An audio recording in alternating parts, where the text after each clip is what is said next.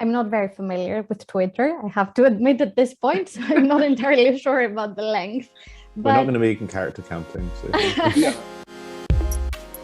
Hello, everybody, and welcome back to another episode of Thoughts.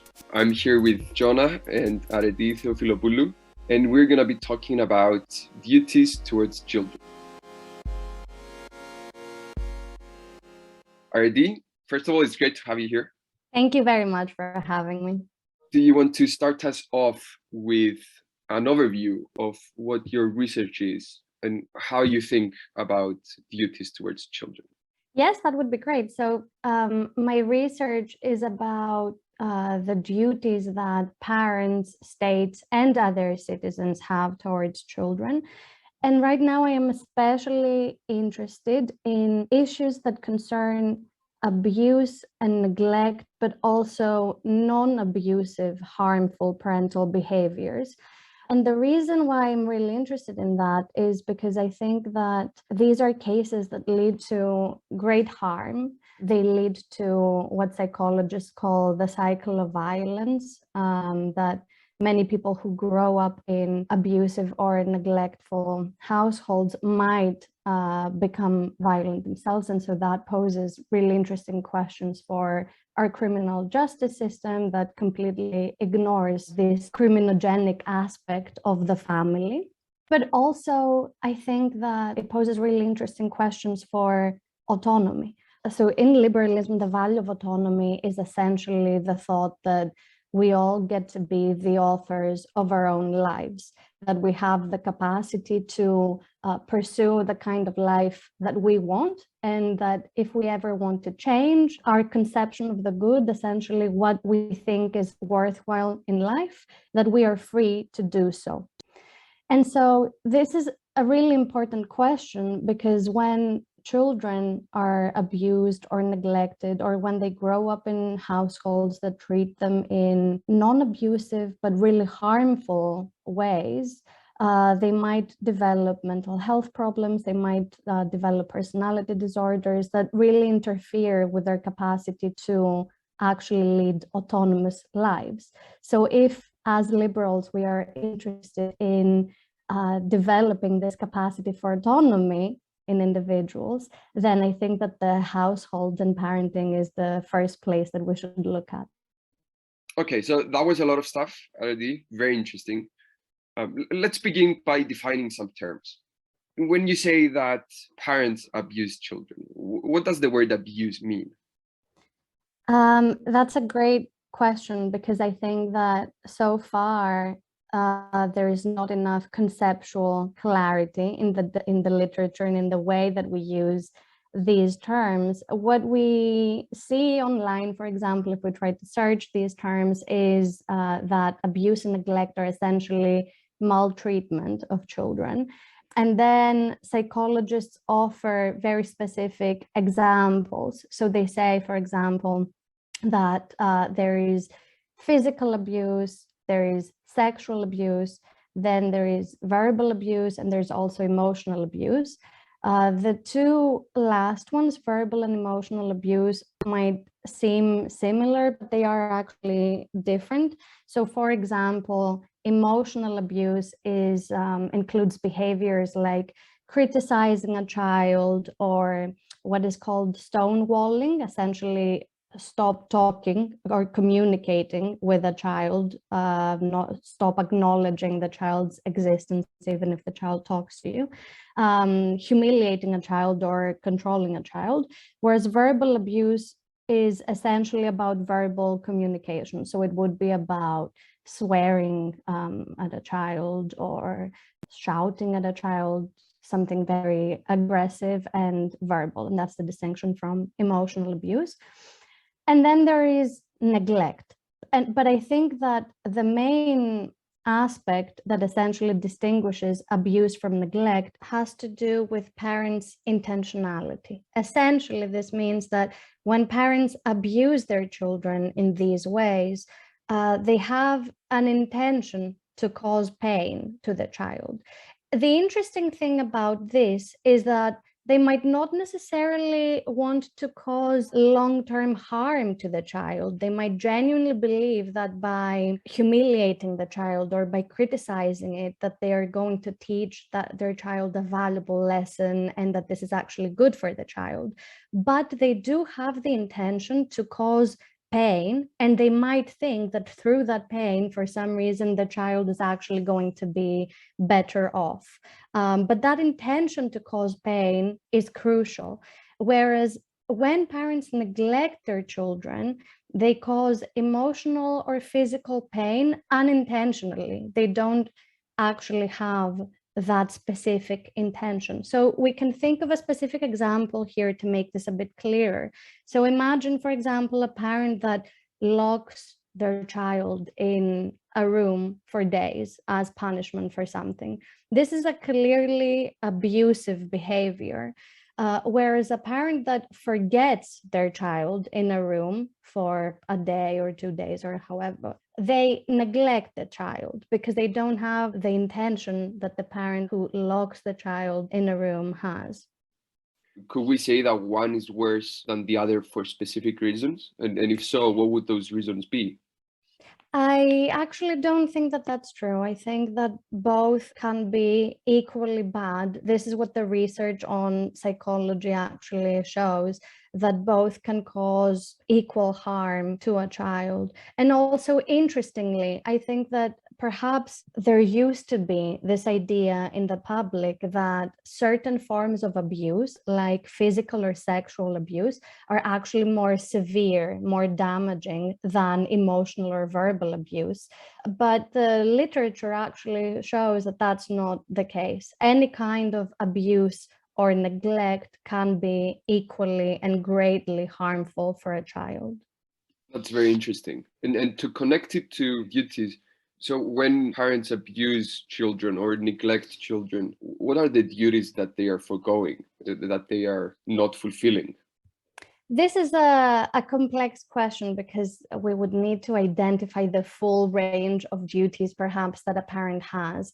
But no matter what that full range of duties is, I think that we can certainly say that parents have a duty to provide at least a sufficiently good childhood to their children.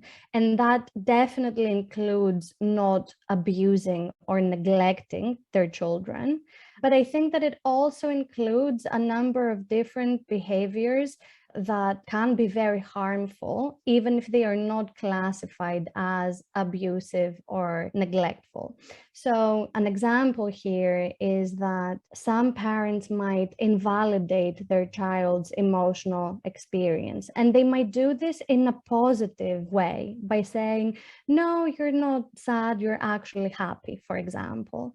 But research has shown that in children that also have a specific biological predisposition, this can actually lead to borderline personality disorder. So even though it might seem like an innocent behavior that we would certainly not classify as abusive, it can actually be very harmful. So in my research, I am identifying all of these behaviors that can lead to great harm that we can find in the literature on psychology, and essentially incorporate that in our philosophical account of the duties that parents have, but also the duties that states have, because I think that states have an important duty to ensure that all parents know what their duties are, that all parents know what abuse is and what neglect is, or how harmful other kinds of behaviors can be. Now that you mentioned states and the duties that they have, so it's very clear, for example, with the legality of abuse, so the legal understanding of what abuse is and how we classify abuse, it's very clear that we think as a state or as societies, we think that at least sexual or physical abuse are extremely wrong, and the state should have not sweeping powers, but enough powers so that we can prevent it from happening.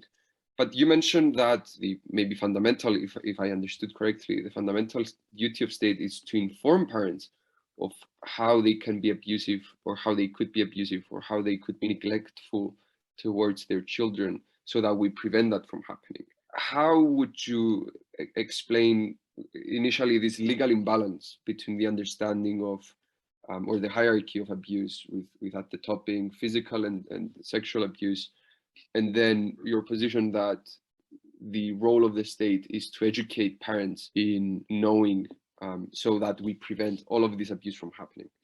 I think that if states actually draw this kind of distinction between physical and sexual abuse versus verbal and emotional abuse, they are wrong, and they are actually failing their duties towards children to protect children's basic rights and liberties and their right in developing the capacity for an autonomous life. But many states do actually include verbal and emotional abuse in their anti-abuse laws. Now, the problem is that these laws are not sufficient. I think this is what you identified in the second part of the question. And they are not sufficient because parents who abuse or neglect their children do so for two broad reasons. The first one might be epistemic. So the thought here is that they do not know what counts as abuse. They do not know what counts as neglect, and they don't know that these kinds of behaviors on their part can cause such severe harm to their children.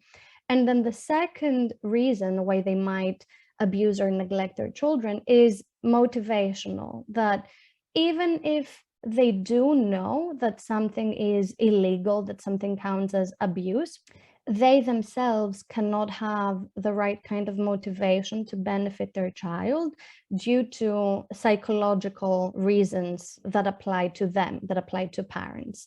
Because, for example, they might have substance abuse issues or personality disorders themselves, for example, or because they grew up in an abusive household and this behavior has been normalized in their mind. And so I think that apart from having a law against abuse and neglect, states also need to seriously engage with these two sources of abuse and neglect, the epistemic source and the motivational source. And so come up with solutions in public policy that can target both sources of abuse and neglect. I have kind of a question that I think is probably quite a good inroad to maybe some objections to the idea that states should be able to kind of intervene or provide education on parenting. I guess there's kind of this idea that, parenting should involve obviously some kind of level of disciplining and teaching your child that, isn't necessarily going to be completely comfortable for the child, because there's kind of this idea that maybe if you coddle your child and you kind of make a child completely comfortable, that can actually also be very damaging. But obviously, it's a big spectrum between kind of a good level of maybe withholding certain kinds of fun activity for your child, to kind of teach them that certain things that they've done is wrong, or, maybe reprimanding them and having a discussion with them about, Right. Why they shouldn't act in certain ways, which might be uncomfortable for them. But then that's a long way from physical or even, some kinds of verbal abuse. Do you think that there's a way that you can kind of categorically distinguish between that kind of good level of discipline and, these forms of abuse that we're talking about? Or do you think it might actually be a bit more nuanced and maybe it's more sort of to do with degree of punishment that's involved? Or, what do you think about that? That's an excellent question. And I think that you're right that there would be many behaviors that would be somehow right on the boundary, basically, of what we would identify as acceptable parental behavior, even if it's not ideal for the child, but it is sufficiently good or not sufficiently bad to warrant state intervention in some ways. But I think that in order to deal with a broader problem, I think you're right that states, we do have good reason to want to promote our interest in privacy and protect that interest. So states should refrain from violating people's privacy and should give families and parents a degree of privacy, but they also need to protect children's rights and interests, and especially their interest in developing the capacity for an autonomous life. And so the way in which I approach this tension that we see there between privacy and autonomy in my own research is by advocating this idea that perhaps we could have parenting lessons for everyone. And these parenting lessons could target both the epistemic aspect by educating parents on what counts on abuse and neglect, but also the motivational aspect through therapy for everyone. So I think that that's a way in which states could essentially intervene without having to actually monitor families and intervene on a more individual level by monitoring each behavior that every parent exhibits. Do you think that if people are kind of being given lessons on, how to behave as a parent, do you think that there's maybe other things that they should be taught about as well? So maybe if domestic abuse in general is a big problem, and is that something as well that you think maybe could be covered in these lessons, like how to have a good intimate relationship with someone? Or do you think that that's maybe something that is perhaps less important or valuable at maybe a different point in your life? I absolutely think that the same idea, that essentially the argument here applies to relationships as well. I think you're absolutely right. There is a very big problem of abuse even between adults in their relationships, and especially in romantic relationships. And I think that for similar reasons, these kinds of interventions on both the epistemic and the motivational aspect, so essentially both lessons to educate people on what counts as an abusive behavior and why respect is important, what behaviors demonstrate respect and which behaviors violate the rights and interests of others. And also therapy, on the other hand, I think that those interventions would absolutely enable us all to have better, healthier, more fulfilling relationships, and importantly, to prevent abuse. That's interesting. So let me ask maybe a stupid question. Why would it be bad for children to be abused? Yeah, I think that that's a very good question, actually. I think that abuse can be bad in different ways. It can be intrinsically bad. So in philosophy, when we talk about intrinsic value, whether something is intrinsically good or bad, what we mean is that it is good or bad in itself. So abuse is clearly bad in itself, but it is also bad in a second way, which is the instrumental way. This means that it is also bad because it leads to some other bad consequences. And here, these consequences are actually quite broad. So one of them is that children might not develop the capacity for autonomy. So perhaps the lives that they go on to lead as adults are then less autonomous because of their upbringing in the past. Or similarly, they might have fewer opportunities for welfare in their lives.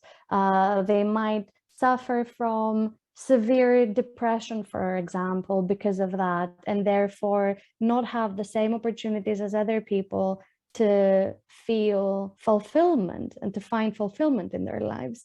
It's also instrumentally bad because of what we identified earlier for the criminal justice system. So since psychologists know, and they have affirmed for such a long time, that there is a cycle of violence and that childhood abuse can often lead to violence further on in someone's life, abuse is clearly bad for society more broadly as well.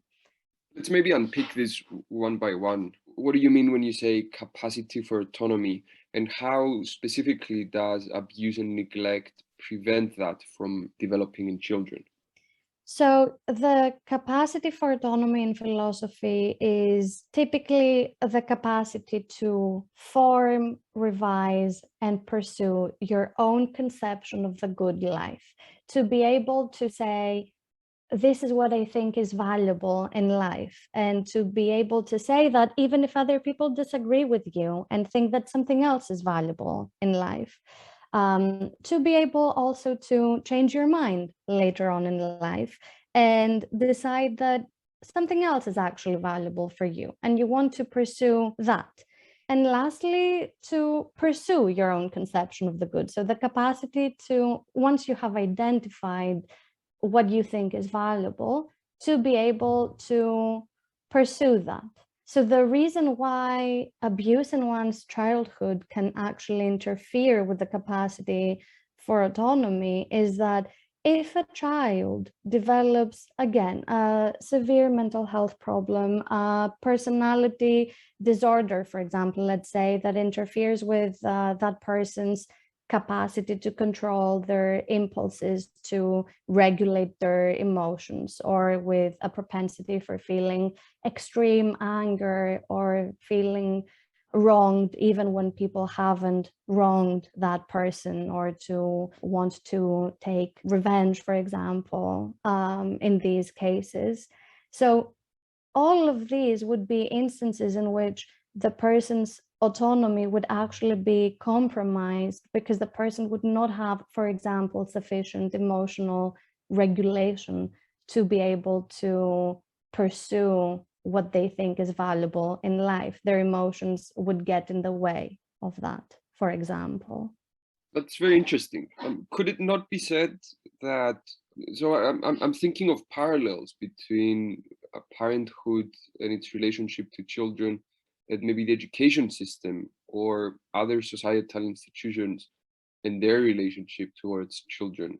So for example, maybe in primary school, there are some teachers or there's some classes. So the question would be, should we not revise other institutions in society towards rooting out abuse and neglect in the way that you're describing because of the impact on autonomy? I think that you're right, that it is absolutely important, and research does show that even the presence of an adult that can satisfy the child's basic needs and the needs for love and validation and everything that they need in order to develop the capacity for autonomy, even the presence of one adult can actually make a big difference. And so perhaps you're right that by ensuring that all children can get a great education and have a great teacher, for example, at school, perhaps that could resolve the problem. But the research also shows that that is generally not sufficient, at least typically. It can absolutely have a positive effect. And I also think that that's another reason why there should be great emphasis on education and on providing children with meeting their emotional needs, even within the educational framework. But I think that that would unfortunately not be sufficient if the child is experiencing severe abuse and neglect at home.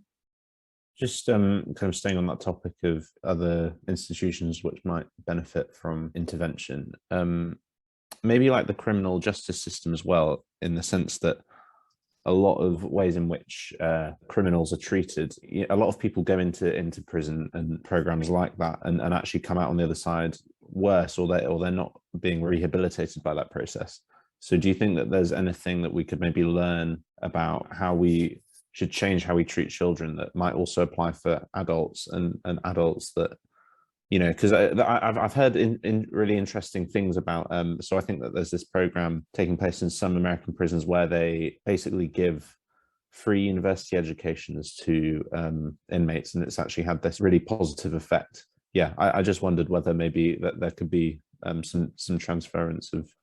Also, just to add on that question, maybe could you connect it as well with what the impact of the institution of families and parenthood and how that connects to the justice system? So would the only solution be to reform the institution of family, or could we also reform the criminal justice system? Absolutely. I think both of these questions are excellent. And I think that you both make really important points here. So the research does show that there is this cycle of violence, that essentially if someone faces abuse and neglect in their life early on, there is a much higher probability for that person to commit serious and even violent offenses later on in life. So I actually think that states also have a reason of criminal justice that concerns our criminal justice system to reform the family and to ensure that children are not wronged in their own families. Now, I also think that it's true that in our non-ideal, unjust world, for these reasons, and also because there are other criminogenic factors such as poverty, many people who do end up being incarcerated have been wronged themselves in the past in one way or another. And of course, they happen to be in that situation at the end because they themselves have committed a serious wrong against someone else. But I think that the criminal justice system should, first of all, absolutely place an emphasis on rehabilitating offenders. But also, I think that there should be much greater emphasis on preventing people from committing these offenses to begin with. And I think that one problem that I identify in my research is that the criminal law tends to appeal to our rational faculties. So the thought is that people would be prevented from committing crimes because they know that they will end up being incarcerated. They will be punished for that. But the problem with something like, let's say, antisocial personality disorder, for example, is that this does not operate on a rational level. If someone is completely incapable of regulating their emotions and they feel extreme anger all the time, the mere existence of a law that says if you do this, you will be punished is not enough to prevent them from committing a crime. And I think that states, for some reason, ignore that. But I think that if they actually want to prevent crimes, which they have a duty to do, they should absolutely look at the research on how they can prevent these behaviors to begin with. That's very good. So if you had to, in a Twitter length argument, say why abusing or neglecting children is bad, with a mind to motivate the changes that you propose, what would that 3-line argument be? I'm not very familiar with Twitter, I have to admit at this point, so I'm not entirely sure about the length. But... We're not going to be in character counting. So. Okay, I'll do my best. So I would say that preventing child abuse and neglect is necessary in order to protect children's basic rights and interests, including their interest in autonomy, in order to make sure that the adults they become are autonomous and have the opportunity to live happy, flourishing lives. And it is also necessary for healthy and reasonable and fair criminal justice system. There you go. That's a vote in parliament, and that's done. Great. Right. So I think if Jonah, if you don't have any more questions, I think we're coming towards the end of this episode. I maybe have one question.